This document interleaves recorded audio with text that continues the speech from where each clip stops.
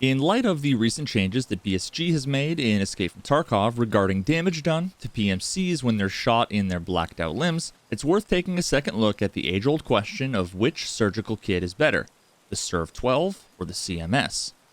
I did a video some time ago answering the same question, and while the answer to what truly is the best option is largely subjective and situational, there are quite a few objective comparisons that can be made between the two, some obvious and others more subtle and complicated. As I discussed much of this in a prior video, I'm just going to do a quick overview of the major high-level differences between each option up front before I get into the real meat of this video that you're likely most interested in. The CMS kit has 5 uses and the SURV12 has 15. Obviously, this means that it provides more potential healing within a single raid as well as across multiple raids. In rare cases, if you get involved in a ton of different fights and manage to survive, doing surgery multiple times inside of a single raid, the SURV12 is going to serve you well. The second thing to keep in mind is the availability. Now, this varies from person to person depending on what you find in raid and what your current trader levels are, but in general, the CMS is available earlier to barter for as well as craft, and then eventually able to buy with rubles. Now, looking at the price of the two options, it's worth mentioning that comparing the cost of the different items that you need for the barters and crafts is kind of pointless. These prices are changing all the time as they introduce new quests, crafts, and barters, so for now we're going to be sticking with the raw sale value. Now, obviously the CMS kit has the advantage of being cheaper, but in my opinion it's more useful to compare the price per use, in which case the SURV12 is a better value, having a cost per use at less than half of the CMS. One more point for the SURV12. Now, contrary to what you might tell your girlfriend, size matters. And this is largely due to the limited size of protector cases. Most people are going to be putting their surgical kits inside of their protector cases. So if you have an alpha container, the SURV12 is simply not an option. Now if you have a beta, gamma, or epsilon, you can fit the SURV12 if you want. Of course, you're going to want to keep in mind whatever other stuff you're going to keep in there, like docs cases, stim cases, key bars, extra ammo, medical items, stuff like that. Not to mention that if you're fortunate enough to be finding expensive items in raid like GPUs, LEDXs, bitcoins, or whatever, you're obviously going to want to put those in your protector case, which in many cases is going to require taking whatever surgical kit you have inside and moving it to your backpack. The compact nature of the CMS kit gives a clear advantage in this case for most players. The next consideration is the time it takes to complete surgery with each option, and this is where things begin to get a bit more important. A single use of the CMS kit takes 16 seconds, which, if you've ever found yourself under stress in combat situations, can feel like an eternity. The SURV12 takes even longer, at 20 seconds. Now, once more, contrary to what your girlfriend tells you, 4 seconds might not seem a lot, and in many cases it doesn't really matter, but there are, of course, many situations where it's the difference between life or death. Within just over 60 seconds within a raid, you can effectively complete surgery on one more limb with the CMS as compared to the SURV12. As with all of these considerations, it's up to you, your experience, and your playstyle to determine whether or not that's going to be significant. Either way, the point definitely goes to the CMS here. Now, here is where things get really interesting, and this analysis is something that you're simply not going to find anywhere else in the Tarkov community. The true answer to the question, will using the SURV12 kit over the CMS significantly affect your survivability? Now, really quick before we dive in, I want to mention that if you're one of the 2/3 of the folks watching this video that are not yet subscribed to the channel, or one of the few percent that are subbed but don't have notifications turned on for when I release new content, and want to be notified when I come out with more Tarkov content like this, please consider subbing to the channel and turning on notifications. It's of course free and helps support me in my full-time content creation endeavors. Alright, on to the sixth and final consideration, effectiveness. Now first, let's briefly discuss what these surgical kits actually do. When you get a blacked out limb inside of a raid, excluding your head and thorax of course, you're able to use a surgical kit to repair that limb, returning it to 1 HP, at which point you're able to heal it back to full health. Although this comes at the cost of reducing the maximum HP of that limb by a random percent within a given range for each option. Any subsequent surgery on the same limb within the same raid is going to have the max HP of that limb reduced further to a random amount within that range.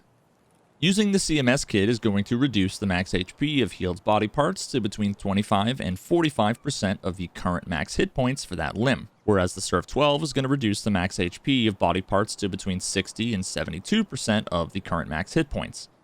Now, in terms of the loss to max HP for any given limb, the SURV12 not only has a much smaller cost as compared to the CMS, but it also has a much smaller range, which is going to make it more consistent when healing.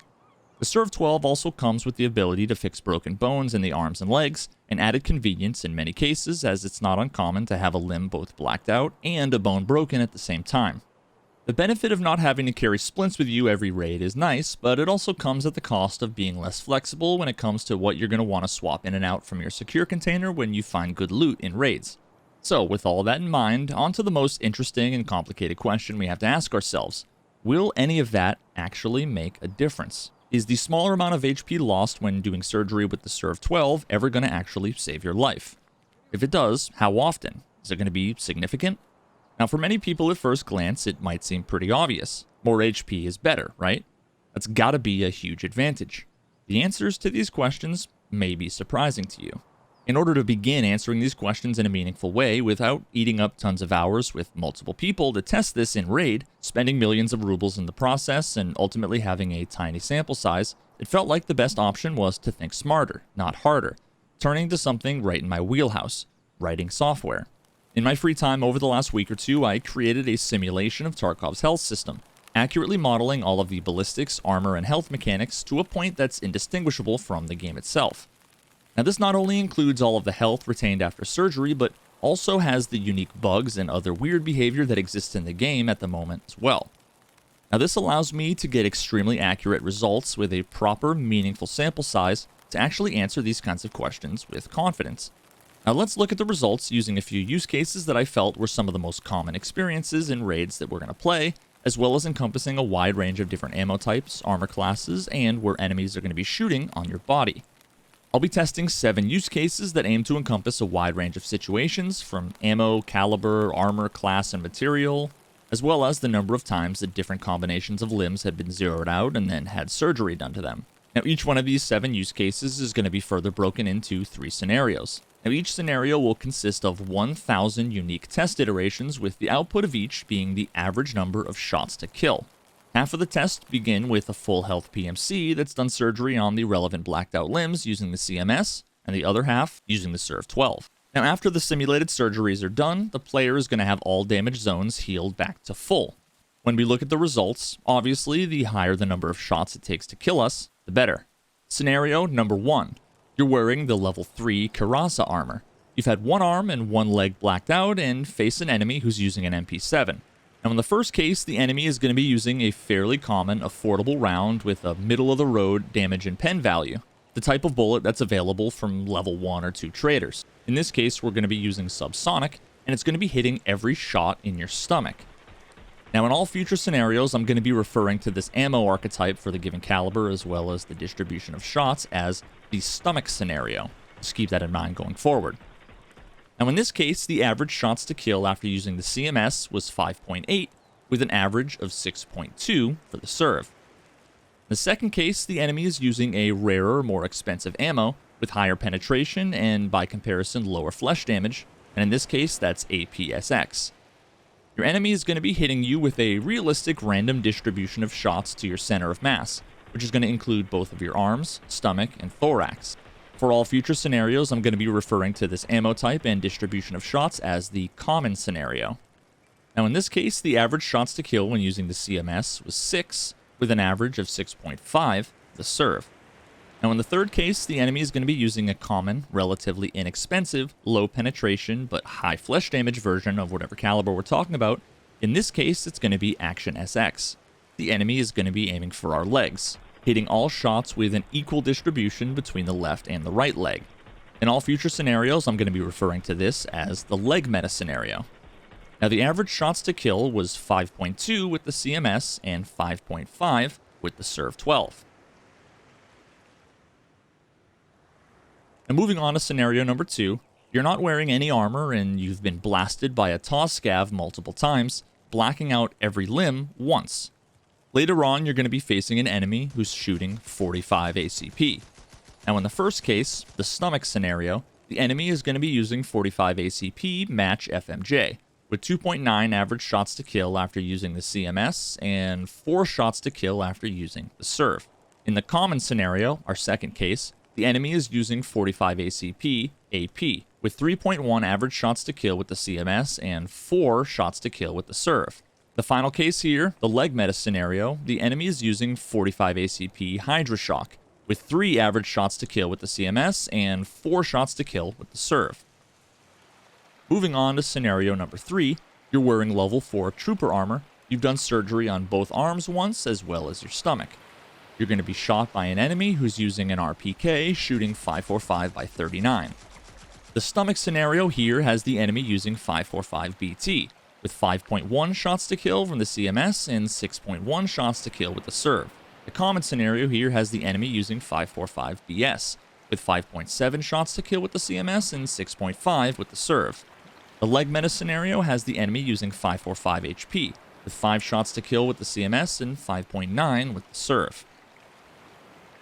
Scenario number 4, you're wearing the level 4 MMAC armor, you've done surgery on your stomach twice, and you're facing an enemy using an AK-104 shooting 7.62 by 39. The stomach scenario here has the enemy using 7.62 by 39 PS, with 4.4 shots to kill with the CMS and 4.7 with the SURV. The common scenario has the enemy using 7.62 by 39 BP, with 4.7 shots to kill with the CMS and 4.9 with the SURV. The leg meta scenario here has the enemy using 7.62 by 39 HP with 4 shots to kill and 5 shots to kill respectively.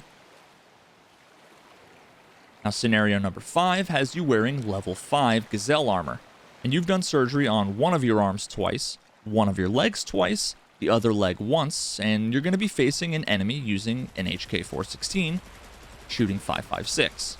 Now, the stomach scenario has the enemy using 8.55 with an average of 14.5 shots to kill with the CMS and 15.3 shots to kill with the SURV. The common scenario here has the enemy using 9.95 with 5.3 shots to kill and 6 shots to kill respectively. In the leg meta scenario, the enemy is using Warmageddon, with 4 shots to kill with the CMS and 5 shots to kill with the SURV.